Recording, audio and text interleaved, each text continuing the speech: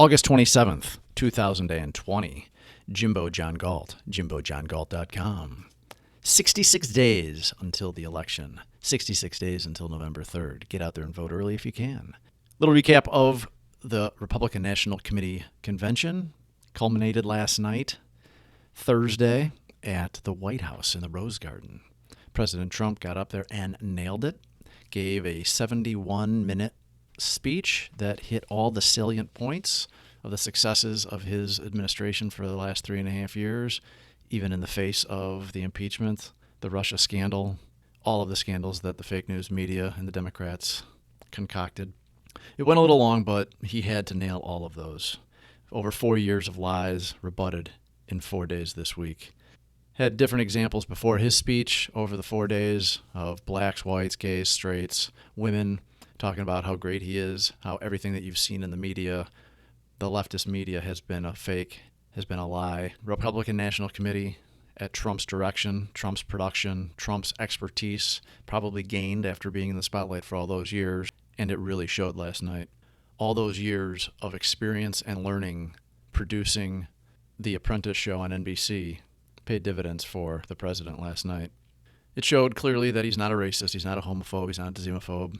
Showing his international bona fides, listing them out one after another, moving our consulate to the capital of Israel, Jerusalem. The Iran deal, getting out of that, horrible, horrible deal. Again, highlighting how Obama was such an anti-American president, giving pellets of cash to the Iranians for no explainable reason.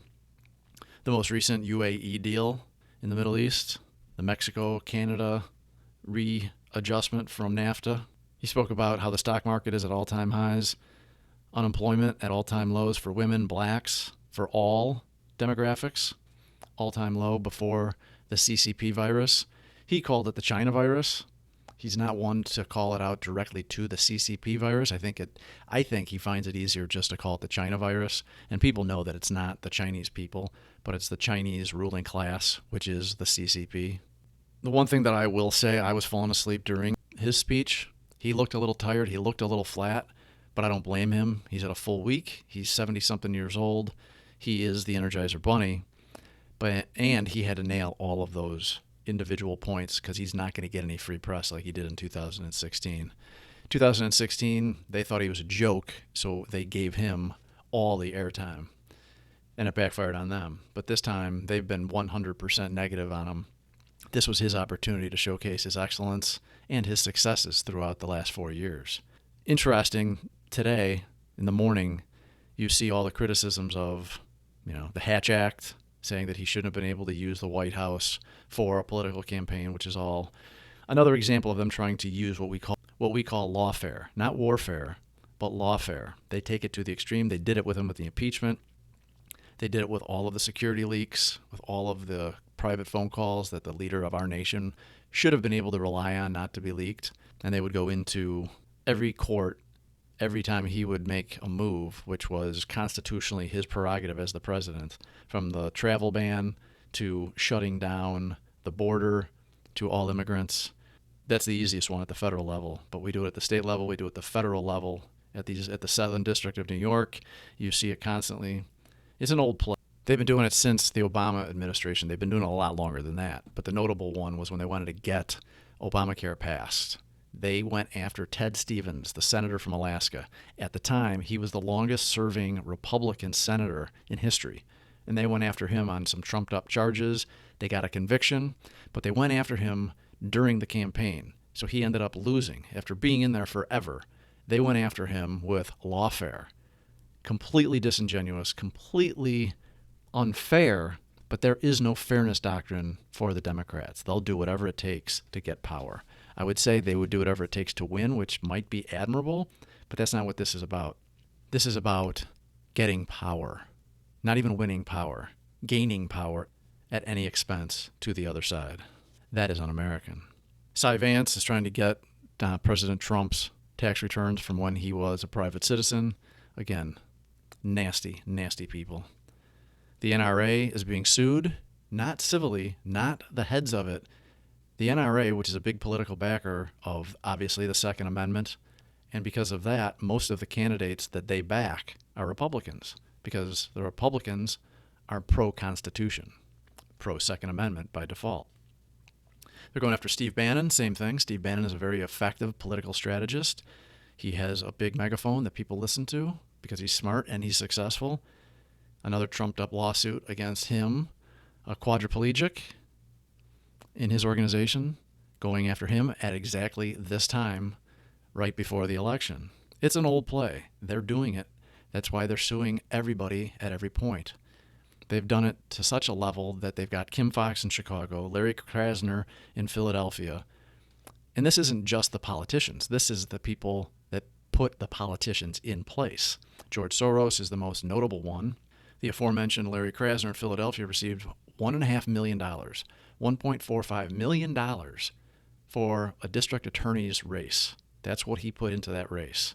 And what do you see there? Letting all these criminals out. No bond. Kim Foxx, most famous case, in 2016, to win her initial race, Soros only had to put in $408,000. 2020, she had a crowded field. He's already put in $2 million to keep Foxx in there. And you see what happens on the streets of Chicago every day. They have no bail. Just let the people through the revolving door. Doesn't matter who they hurt, who they kill. These people go back on the streets. You have to ask, why are they doing that? Why do they want mayhem in their cities? Stay tuned, folks. This is the Great Reset. Donald Trump is upsetting their reset. Donald Trump is trying to build back America. Ivanka Trump said it last night. Her dad is a builder. He builds things. Marion Bowser, the inept, some say corrupt mayor of Washington, D.C., made the police stand down, knowing that there were protesters outside of the Rose Garden, outside of the White House, when the distinguished guests left. A lot of old men, a lot of old women walking down the street. The mobs jumped on top of them. Rand Paul, a sitting U.S. senator, and his wife, two not physically imposing people, they're pretty small, they surrounded him. 150 people surrounded him and the police. These mobs have no regard for the police, and why should they? Marion Bowser had them stand down. There were hardly any police in the neighborhood, and that was purposeful. They knew that this was going to happen. They wanted this to happen. They wanted the protest to be there. During President Trump's speech, you could hear foghorns, those canister horns, drums beating, trying to interrupt. And what was so great about that is, because this is positivity over on this end, you heard those fireworks going off, and they didn't stop. Trump 2020 appears in the sky through the fireworks. Their heads must have exploded, those ignorant, mouth-breather protesters, those Antifa cowards. What is ironic, what is so classic Trump, is that he's turning the manipulation of the stock market to his advantage. When he ran in 2016, he pointed out, rightfully so, how the Federal Reserve was keeping interest rates unnaturally low, and that is causing the stock market to rally and unemployment to be low. All of the male investment that goes into things that should not be invested in. Since he's been in office, he realizes that those establishment types are going to want their investments to continue to rise, so he's taking credit for all of the stock market gains. Part of his speech was him talking about how the stock market is at all-time highs. He built it once, making America great again, and that he's going to do it again after the CCP virus shut down. I don't agree with that. I think that it is all Fed, money printing, money boosting, asset purchases that have made the stock market flourish to the level that it is. It's unnatural. The earnings do not support this level of stock market, from the NASDAQ to the S&P, and definitely not the Dow. You're seeing the result in the price of gold and silver and all the other commodities, just starting to get their trajectory from the lower left to the upper right on the chart, as they say. They've forced people into the stock market. There's nowhere else to put it. You can't buy bonds because, net effect, we have what they call real negative interest rates. The 10-year bond is currently at 0.72. It was down in the 0.6s last week. That is unbelievable. What the investor is telling you is that they are willing to take 0.7% for 10 years to hold your money. After inflation is calculated in, you have a real negative interest rate. You're getting back less money than you put in. It's not a return on capital, it's a return of capital. You're better off buying gold under these conditions. These statistics do not make any sense. We've got businesses closed, restaurants not reopening, people out of work, no more federal additional unemployment benefits. That $600 went away. And yet Apple just surpassed $2 trillion in market cap. That is ridiculous. The Apple stores are closed. They've got old inventory, and they're coming out with new phones in a month or two. That is the direct result of funny money. The Great Reset is going to come fast and furious, and it's going to be painful. But for the time being, the only way we're going to be able to be saved is to get people like Donald J. Trump into the White House and slowly but surely get all of those establishment deep state actors out of the administrative state. It's happening. They are resigning, but there's too many of them, and it's going to take a long time. Question for the future is, who's going to come after Donald J. Trump in 2024? Ending on a positive note for the week, I can't think of one person that spoke at the Republican National Committee that was a mistake. All of them hit the ball out of the park. Donald Trump did a great job, spoke well, did the right thing, pardoned a few people, recognized a lot of good people, and pointed out how, from the Obama-Biden administration, how they failed, how they let the American people down, and how corrupt Joe Biden is. The response from the other side, they've got their paid, organized activists, Antifa, Black Lives Matter, the new iteration of the same organization, financed, well-financed. They're spoiled brats. They're children who don't get their way and feel justified in smashing your toys, the toys that you worked for. We have a two-tiered justice system. Kyle Rittenhouse in Kenosha, Wisconsin defends himself, is forced to shoot 2 people to death and shoot another man in his arm. Gruesome, but he had it coming. He was attacking Kyle. Kyle was there to help. Kyle gets arrested. All of these rioters, these people throwing bricks at people's heads, these people killing people from Portland, Seattle, all across the nation, nothing happens to them. Nothing happens to them. But one person defends himself trying to do the next right thing, and he is immediately charged. Immediately. As we mentioned yesterday, his right to defend himself in the court of law has been taken away from the funding perspective because his GoFundMe page was taken down immediately.